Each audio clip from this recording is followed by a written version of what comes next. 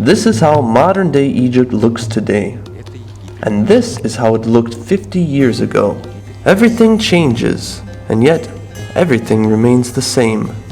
Sand and immense pyramids, and mysterious people bringing to mind thoughts of ancient Egyptian reliefs.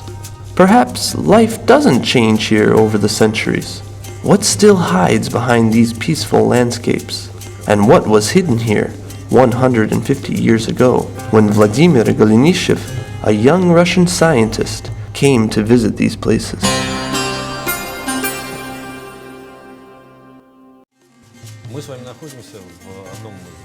We are now in one of the rooms of the Moscow State University's Museum of Anthropology. Its collection was assembled by the late 19th to early 20th century, and it contains objects from all over the Russian Empire, from the Pacific Ocean to the borders of the Kingdom of Poland, from the borders of Finland to the borders of Turkmenistan and Afghanistan. The Museum of Anthropology also houses collections from Asia and Africa.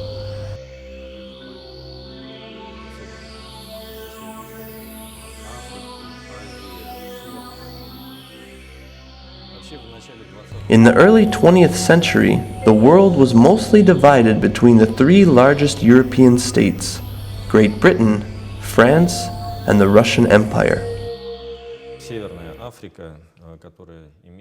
Africa, its northern part, which is still of strategic importance for the Middle Eastern region, was divided between Great Britain and France. The Maghreb countries were a part of the French colonies, and Egypt, which represents our primary interest, had been a British overseas colony since 1882. В состав колониальной державы Великобритании с 1882 года. Что же собой представляла эта страна, столь любимая? So what exactly was this country like in the last quarter of the 19th and the first quarter of the 20th century, when Vladimir Golenishchev, our great compatriot and the founder of the Russian Museum of Egyptology, visited it? Golenishev first came to Egypt in 1879, at the age of 23. Then, Egypt still possessed an Eastern Middle Ages charm. The streets of Cairo were crowded with magicians, snake charmers, street dancers, nomad dervish monks, and water sellers. In coffee shops, professional reciters were reading popular novels. On commemoration days of the most revered Muslim saints, the city was full of variegated, noisy masses. Special occasions such as the day after Ramadan fasting was over, on the offering feast, and on the day the pilgrims returned from Mecca. Golenishev was interested in this diverse Eastern culture and had a deep understanding of it. Being a disciple of the Baron Victor Rosen, Arabic philology professor at the University of St. Petersburg, he had an excellent knowledge of classical Arabic language, which apparently allowed him to easily learn the spoken language of the Egyptians.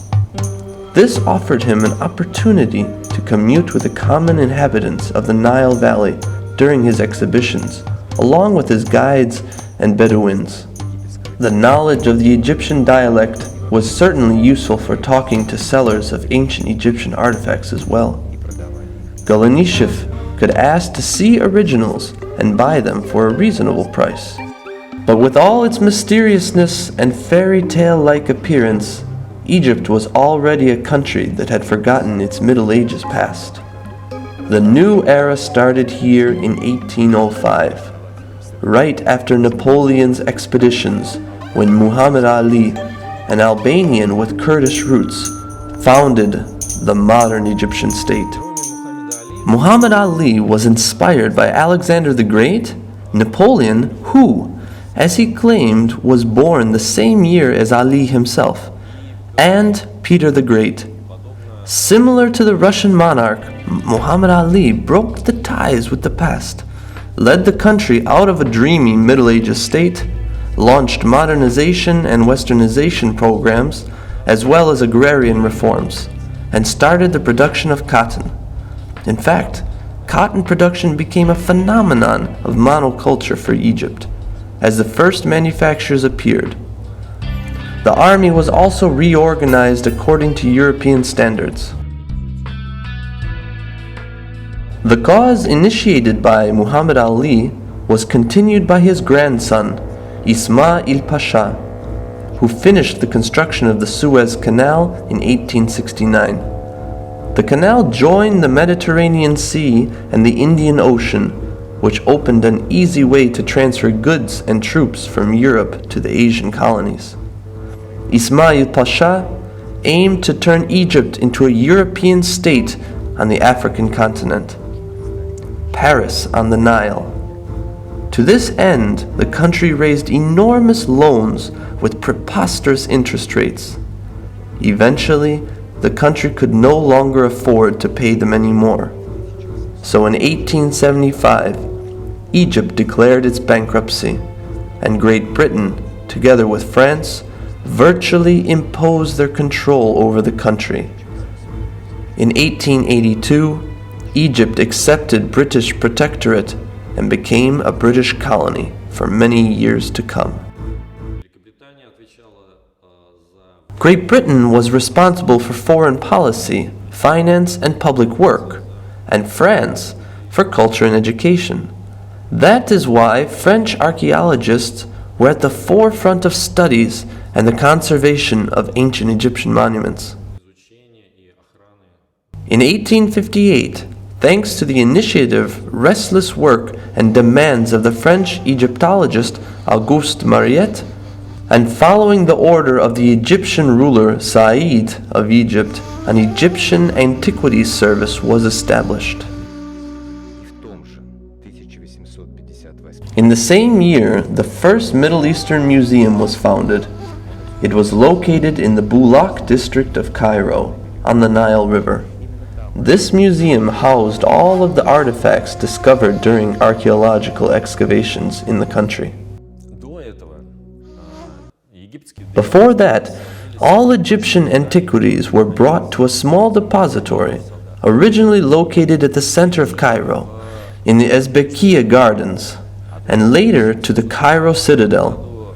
Nevertheless, in 1885, Said of Egypt gifted this collection to Maximilian, the Archduke of Austria-Hungary, where it today forms the Egyptian collection of the Kunsthistorisches Museum in Vienna.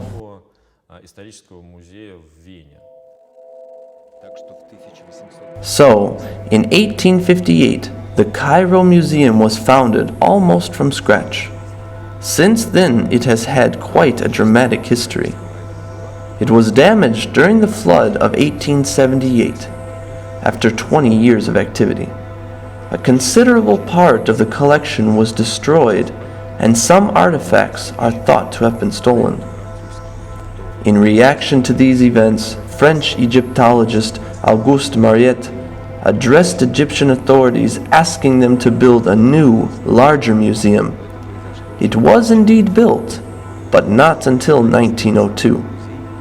Today it is known as the Museum of Cairo at Tahrir Square, formerly Ismailia Square.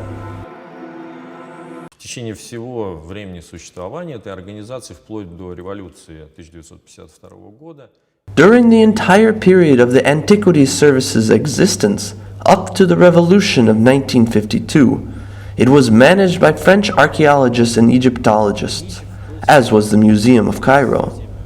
Golenishchev had close ties with them since he spoke excellent French and had a European education. He exchanged letters with all of them, and it was this service that provided him authorization and permission for his research. он получал разрешение для проведения своих научных изысканий. These institutions, the Antiquities Service and the Museum of Cairo, were limited in financing. Nevertheless, they contributed a lot to the cause of preserving monuments. But the plunder of Egyptian antiquities, which started in the 19th century, carried on with a few driving causes. The main reasons were development of the tourism industry and the emergence of a phenomenon known as Egyptomania. В начале XIX века оно продолжалось, и на то было несколько причин. Главное из них – это развитие туризма и возникновение такого феномена, как It all started with Napoleon's expedition to the country. In 1798, his army made a landing at the Egyptian shores together with 167 prominent French scientists and more than 2,000 painters and engravers. In regard to military and political considerations, Napoleon's campaign was a complete fiasco. But it contributed to a real scientific breakthrough in the exploration of Egypt. The scientists' work resulted in a massive 23-volume publication, Description of Egypt. This richly illustrated edition started the Egyptomania phenomenon, a fashion trend for everything Egyptian. This trend gained influence in Europe and the States in the 1830s, and resulted in an unprecedented market for ancient Egyptian artifacts, which, of course, led to ubiquitous mass excavations of necropolies without any supporting documents. Starting from the 1840s, Egypt attracted European and eventually American tourists who wanted to pay a visit to the biblical Mizraim, a land which has a strong connection to the life of Old Testament prophets and Jesus Christ himself. It is the land where Moses was given the Ten Commandments, and the Holy Family tried to escape Herod's persecution. Moreover, tourists were coming to Egypt with a secret hope to find themselves in a dreamland of oriental languor and voluptuousness, reminiscent of the Arabian Nights, a timeless bestseller that was retranslated into European languages and published in numerous copies. Europeans looked for oriental exotics to replace monotonous routine, and for the bright sun to replace the gray skies covered in carbon ash. Even by the 30s, Father Jérôme, a Catholic priest, mentioned in his conversation with Muhammad Ali that every European leaving Egypt conceived it his duty to cross the border with a mummy in one hand and a dried crocodile in the other. And this was in the 30s. By the 1860s, tourism had become a profitable business in Egypt. In the 1880s, the first tourism offices appeared, including the famous company Thomas Cook and Sons. More and more tourists came to Egypt, and everyone wished to bring back home a piece of Egyptian history as a souvenir. Such demand for Egyptian artifacts resulted in a massive forgeries market. Egyptians quickly came to realize that ingenuous tourists with no knowledge of ancient Egyptian art were ready to buy any sort of the most vulgar forgeries. But besides blatant forgeries, quite original and nice objects were made too. And a lot of collections of Egyptian art sometimes contain splendid high-quality forgeries. Egyptians themselves only much later realized the importance of ancient Egyptian pharaonic art and the fact it constituted an integral part of the country's cultural heritage.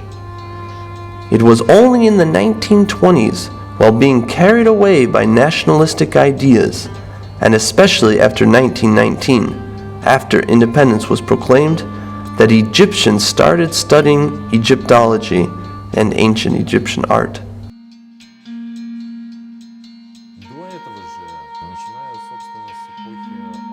Before that, starting from the early Christian era, pharaonic monuments were perceived as pagan and did not receive any special attitude. They were either destroyed or used for practical purposes. And it is no secret that until the 1960s, the temples of Luxor and Karnak were inhabited by people. Until the 2010s, many tombs in the villages of Sheikh Abd el-Qurna in Luxor, a touristic place, were inhabited too.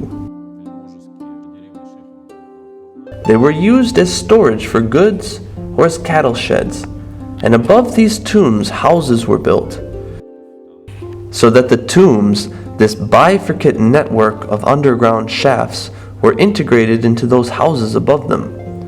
It was like a sort of household facility.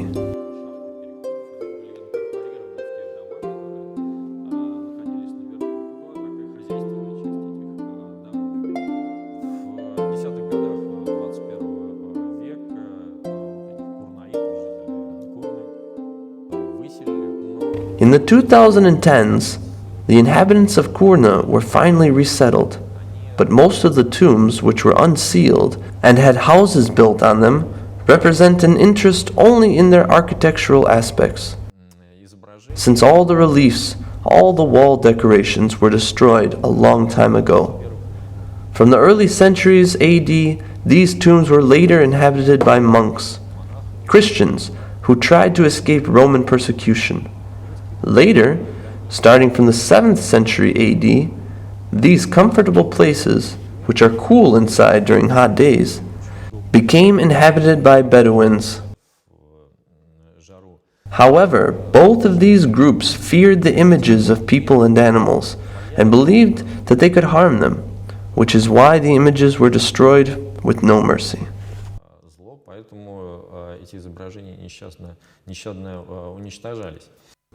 Travelers in the 19th century claimed that they visited Egyptian houses in Luxor, where mummified human bodies were being used as beams, and mummies' extremities covered in embalming resins were burnt and used as torches. In his book, The Innocents Abroad, Mark Twain described how Egyptian stokers used mummies to fuel steam engines due to the lack of wood. However, these stories, especially the one written by Mark Twain, should be treated with skepticism, although they do convey the general ambience quite well. Many ancient Egyptian treasures may have been lost without the efforts that European researchers and collectors made in order to preserve them. Golenishchev tells, with a hint of sadness, about his travel to Egypt in the winter of 1888 and 1889. He wanted to examine a Christian chapel in Alexandria. After a long investigation, we were finally able to trace the chapel in question, somewhere between the Pompeii column and the Mahmoudiyeh Canal. Alas, the whole rock in which the chapel was carved was now used as a stone quarry, and not much of the chapel had survived. It is also well known that the Egyptian ruler Muhammad Ali ordered to dismantle the Great Pyramids of Giza to use them for building a dam on the Nile. So, if it was not for Lenon de Bellefonds' efforts, we would not have had a chance to see one of the 7 wonders of the ancient world. De Bellefonds was a French engineer and the main designer of the Suez Canal.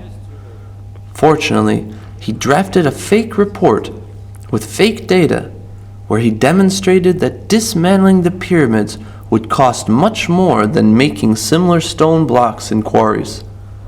And that is why we now have the possibility to admire the Great Pyramids.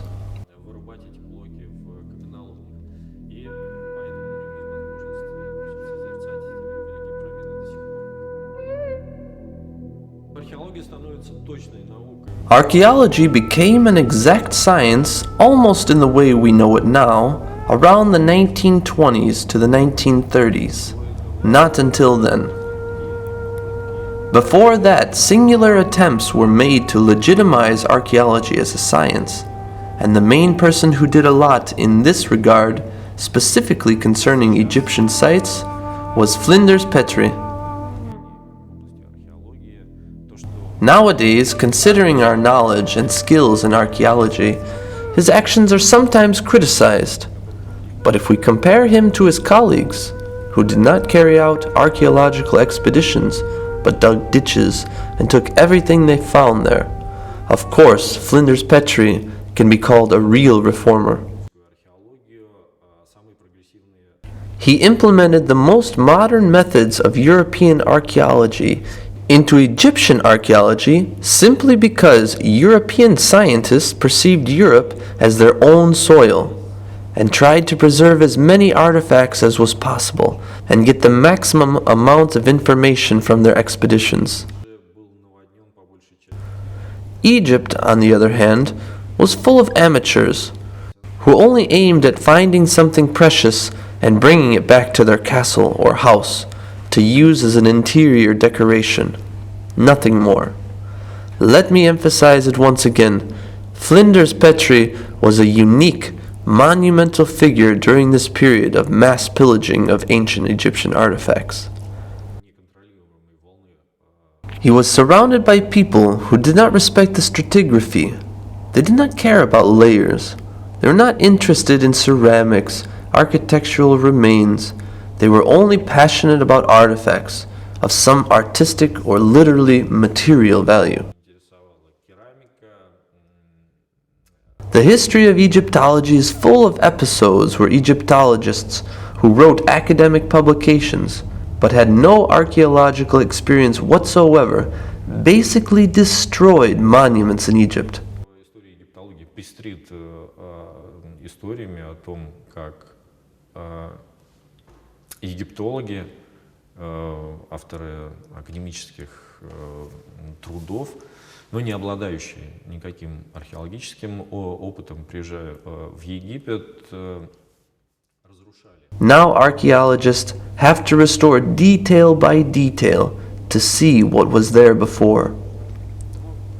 Everyone knows about the discouraging experience of Schliemann in Troy. Chasing his dream, he excavated most of the Gesarik hill and destroyed the remains of a potential Troy, which was in fact what he was hoping to find. The same thing was happening in Egypt. The funding for most archaeological expeditions being carried out during Golenishchev's time, for instance that of Petrie, was executed in the following way. Scientists looked for a wealthy patron or a museum who acted as a donor, dug out monuments with their money, and offered a part of the discovered artifacts to cover the expenses of the donor. Sometimes Egyptian excavations were carried out with subscriptions. The budget was comprised of small fees from private persons and museums, which later received a number of ancient Egyptian artifacts respective to the fees paid. Of course, these conditions did not allow for layer preservation or maintaining meticulous records.